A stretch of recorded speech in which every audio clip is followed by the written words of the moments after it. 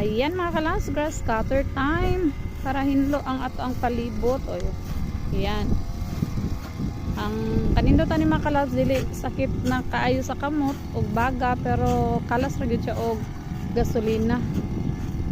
Maura po noon yung grass cutter, syempre pili raman ta kalas o gasolina or manakit atong baga o kamot sige hinagbas, ana raman siya mga kalas. Pero makaya-kaya raga panghagbas ra jud pud may mga kalabs. Kani amo mo ginaapas kay magtraktor na para inig sunod semana manghampil na pod.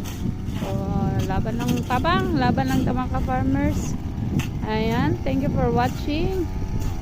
Nakahinlo na ba di ay ang tanan?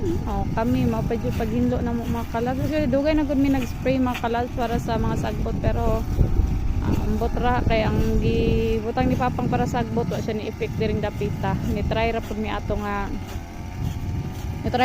brand. So okay ra na usay na try ra gud ta pud og lahi nga brand kay basig makaangay ra pero wa man gyud siya ni tibag.